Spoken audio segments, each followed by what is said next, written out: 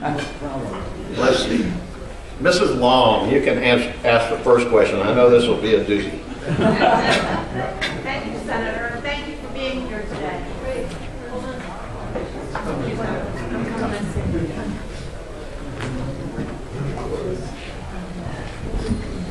Okay, once again, thank you for being here today. My name is Janet Long, and I would like to know, Senator, what you would do to get a handle on the conforming bills that go flying back and forth in the last couple of days of session, because as you know, that's how this Taj Mahal building in Tallahassee got funded. So I believe there's a process in place for a reason, and I'd like to know what you would do to change how egregious it has become. Well, we already started on that process, and it was really a pretty easy thing. The start on that process, and what's going to cure it, is we beat a couple of those bills for the first time ever, conference reports related to the budget, and they did not pass a body of the legislature. So we beat 3 of them, I think, last year, and they pulled a couple others off. We've had a conversation at our caucus. Our president recently, 2-3 weeks ago, when we had a caucus, they've learned their lesson. And I think the conforming bills, or the budget implementing bills as we call them in the old days, will get back to being just that. All indications are that they've learned their lesson, and we're going to get away from that. If they don't, then I think you'll see the same result. We're going to rise up, and it just won't take as long to rise up on that. It won't be the last day of session. It'll be a little earlier than that this year. But you're absolutely right. Darrell? Darrell Paulson. In the last 40 years, Florida's had 6 governors. Ruben Askew, Bob Graham, Lawton Childs, all 3 Democrats, followed by Jeb Bush, Charlie Crist, and Governor Scott, 3 Republicans. My question to you is, how would you rate the performance of Governor Scott compared to these other contemporary Florida governors? And on a scale of 1 to 6, ranking these 6 governors, where would you place Governor Scott, with 1 being the best and 6 being the worst?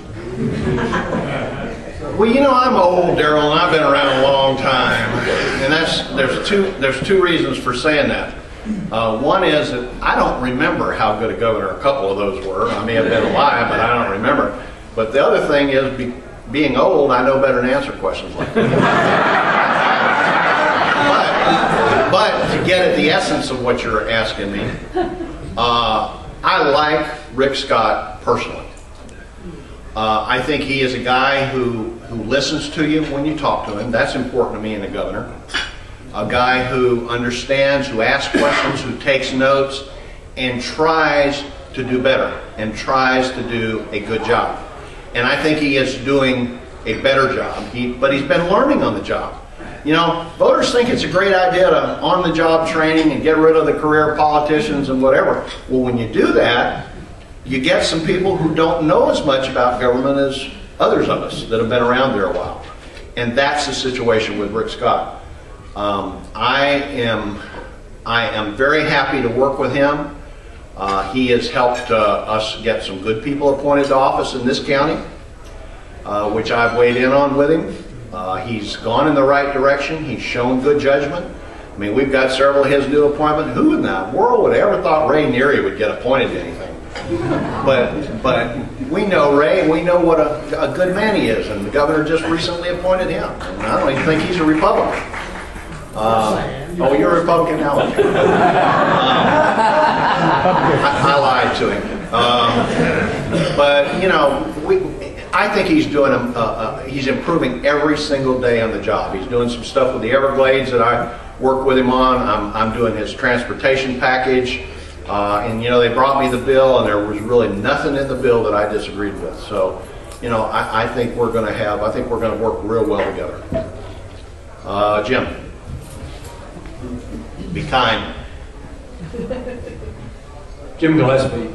State economists have just predicted about a $1.67 billion shortfall. If this state has shortfalls for the next 2 years exceeding $1 billion each year, can you tell us where the fractures and damage is going to be done and how deep it will be? I think we are pretty much at the end of the road in being able to cut things. You know, I've never seen anybody, and certainly in the business world, my experience has never been that you get out of that you build your business up and make your business successful by cutting things. You know, usually that's a sign of defeat. That's a sign of, you know, that's a sign of bad things to come. But where there was some fat in government, but we cut that fat out, in my opinion. I think we're into the muscle and bone now, potentially next year. Last year, you know, we reduced public education by 8 or 9%. We reduced hospitals, you know, reimbursement for Medicaid by 12.5%. We robbed the Transportation Trust Fund, $150 million that people think, you know, the word trust should mean something, and that's supposed to go into building roads, and that's what people were told when we had gas taxes. And we took that, we took affordable housing trust funds, we've done away with virtually all the major environmental expenditures, and we are very near the end of the road in terms of being able to keep cutting. Meanwhile, you know, we have businesses in Florida who hire people. You need to let me finish this one. Who hire people who just, you know, who build buildings for stores, who pay property taxes, who pay all kinds of benefits to their employees in Florida. And you go in there and buy a pair of shoes or go in there and buy something tangible, you pay sales tax on it. But you get on the computer in the middle of the night, you want to buy a pair of shoes from Zappos or whatever. Somebody told me a story about getting on the computer at midnight, and that pair of shoes was delivered Federal Express the next morning, okay? And they didn't pay any sales tax on it. We've got some inequities that we need to look at. Yes, sir.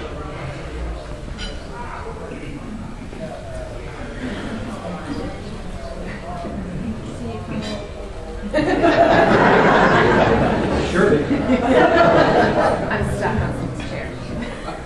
Robert Eschenfelder, I have a local question for you as a leader of our legislative delegation. Pinellas County has 24 municipalities, I think 18 police districts, police agencies, fire agencies, pockets of unincorporated areas. As a citizen, I've watched year after year as our local officials, city and county, squabble over this stuff. As a legislative delegation sticks their finger and says, we're going to fix it if you don't.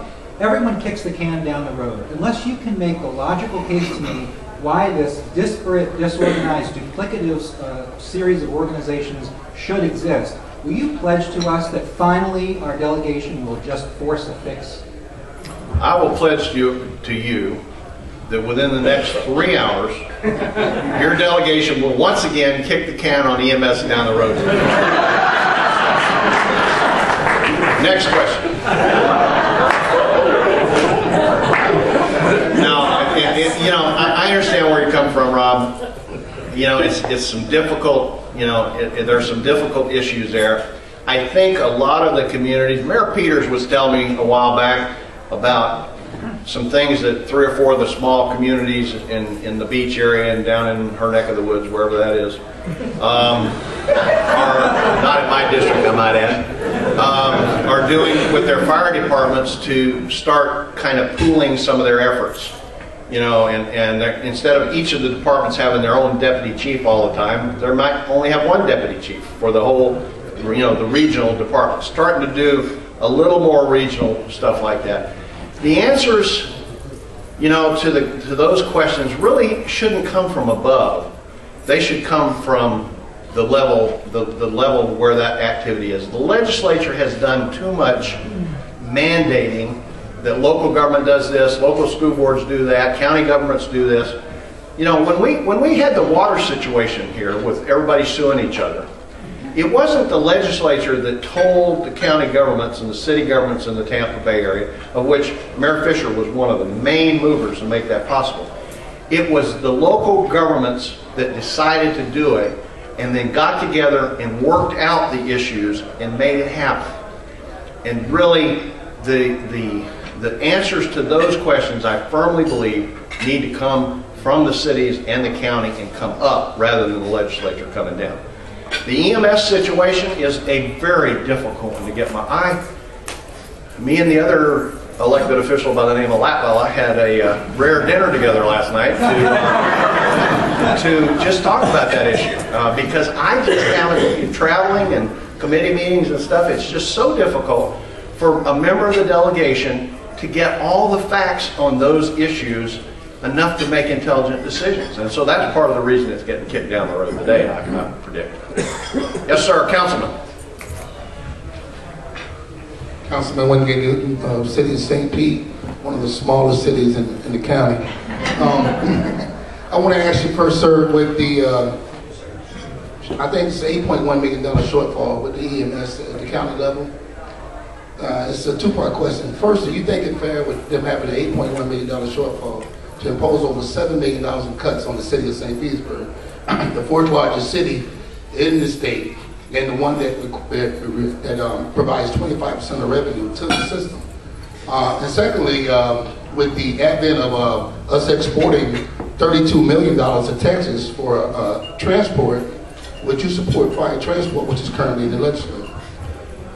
I believe that we're going to make a proposal today that might move down the road towards, I'm going to propose at least a good comprehensive look at fire transport today. Right. I do not believe that we can continue doing it the way we're doing it.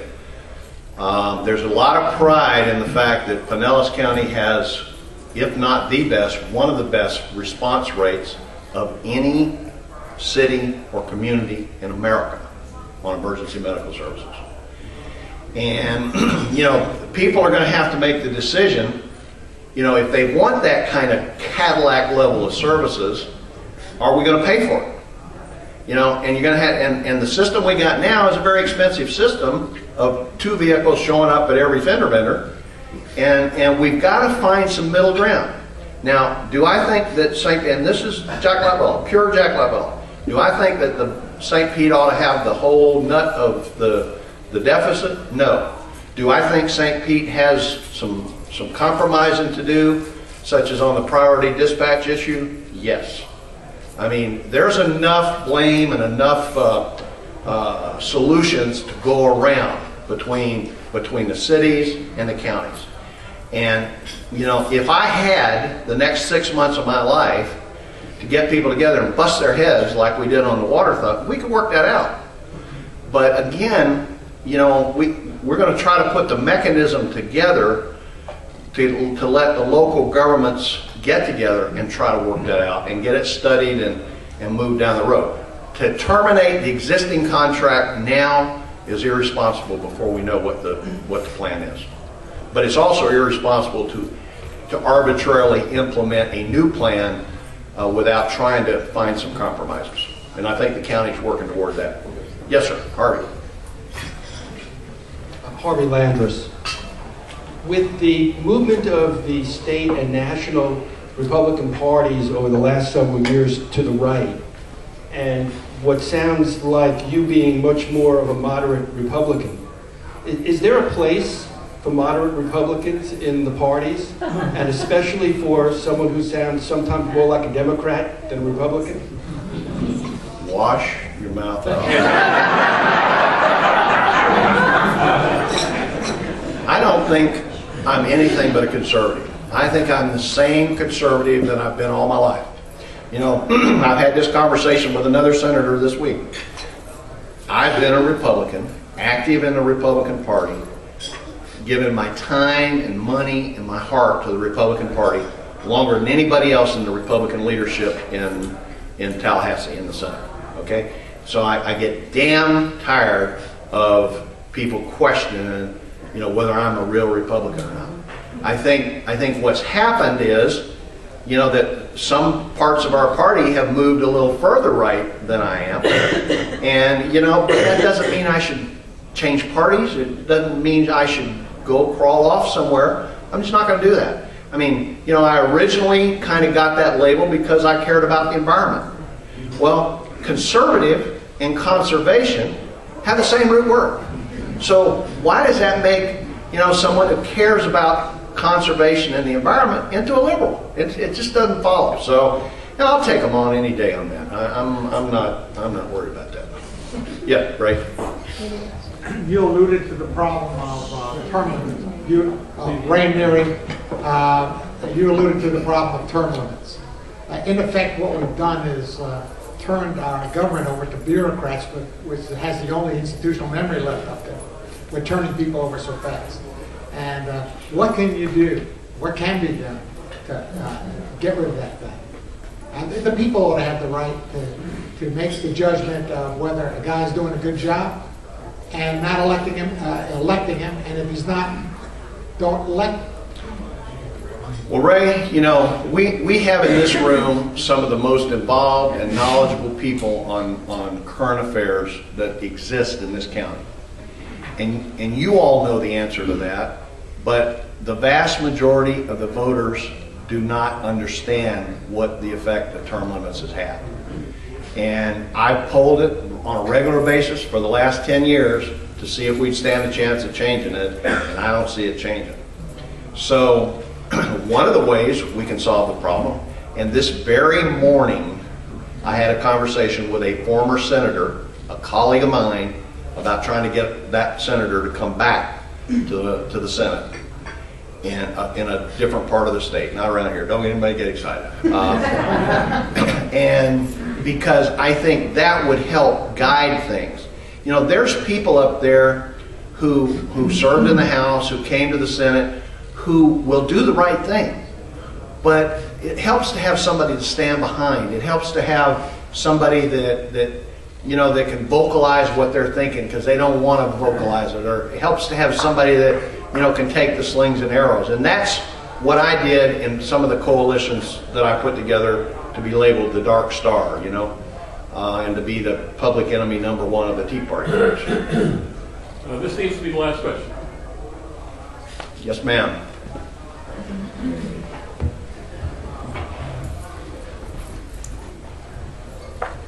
Terry Bryan. My concern is voters registration.